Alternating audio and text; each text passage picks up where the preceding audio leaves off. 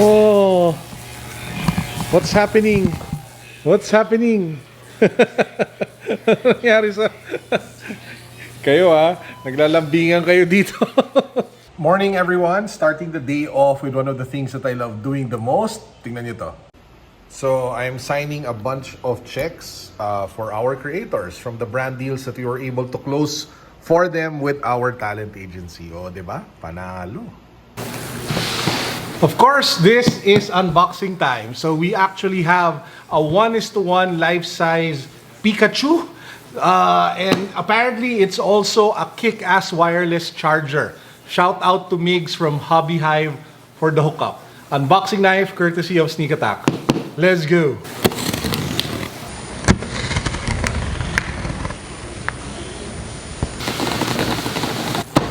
So here we have it.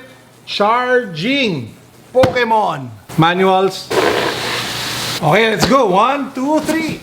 Whoa! That is so cute! Pikachu! So this is a life-size 1:1 Pikachu. And he's holding the space over here because this is apparently a wireless charging spot. So you plug this Pikachu to a socket, you put your smartphone here, and Pikachu will charge your phone. Okay, so as you guys can see, the wireless charging is kicking in. I put my smartphone there. Ayan na si Pikachu. Ang angas. Sobrang nakakatuwa. Yun nga lang, by the way, the statue itself is made out of resin. So it is kind of heavy, it is kind of big.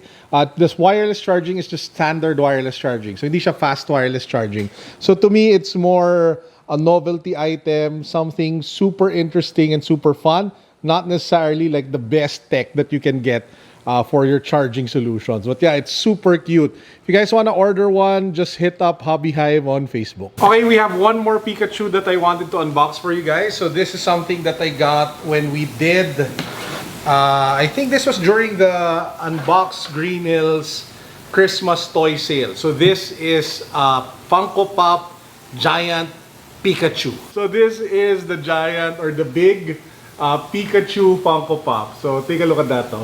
Woo! Massive! Ang cute ni Pikachu no? So ito yung Funko Pop na pinakita ko sa inyo kanina.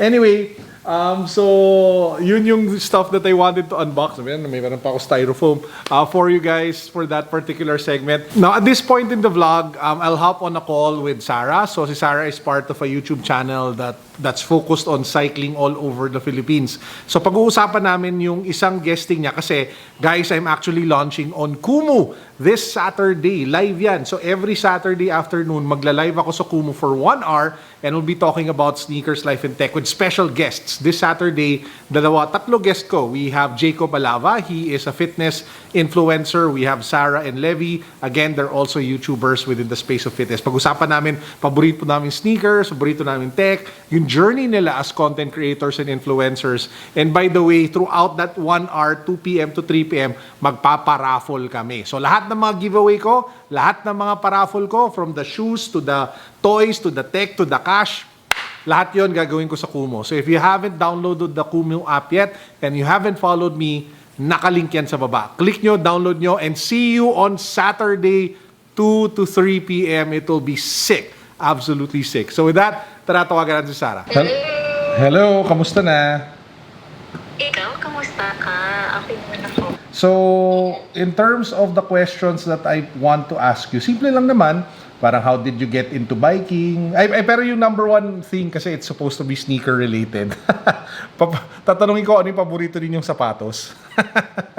Sneaker related. Sige. Okay. Pagkatapos nun, we can get into how you guys got into biking.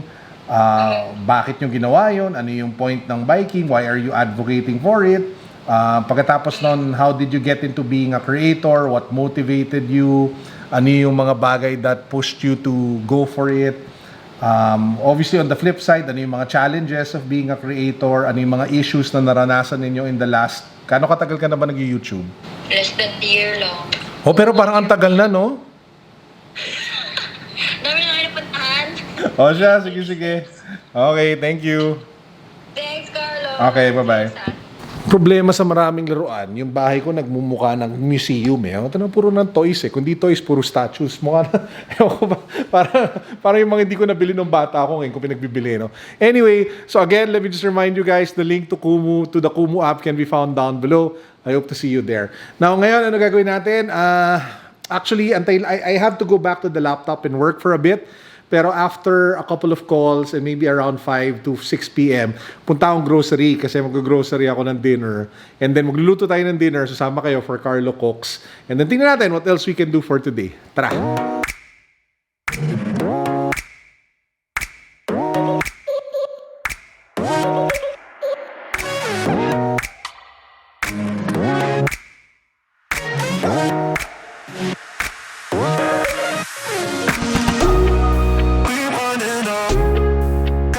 Abangan nyo nga pala in the next episode or maybe the episode on Sunday. I have a couple of sneakers here from New Balance.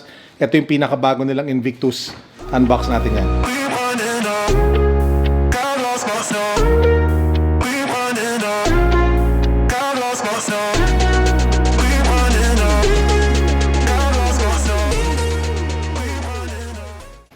So may try tayo guys. Rico's Lechon Baka. So, nabili ko to sa grocery. Nakita nyo naman sa footage kanina.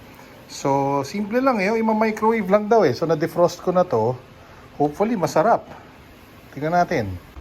So, yan yung laman niya.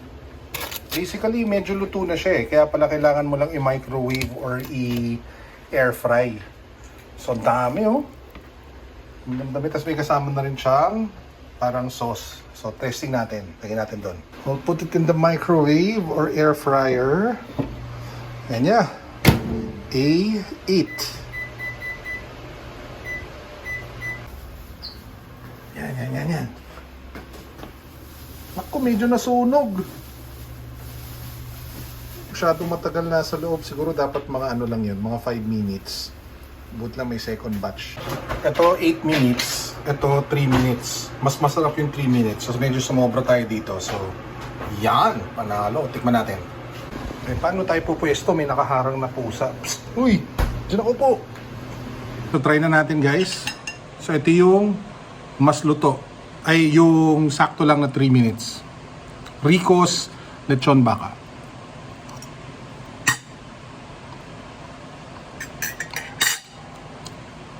Boom!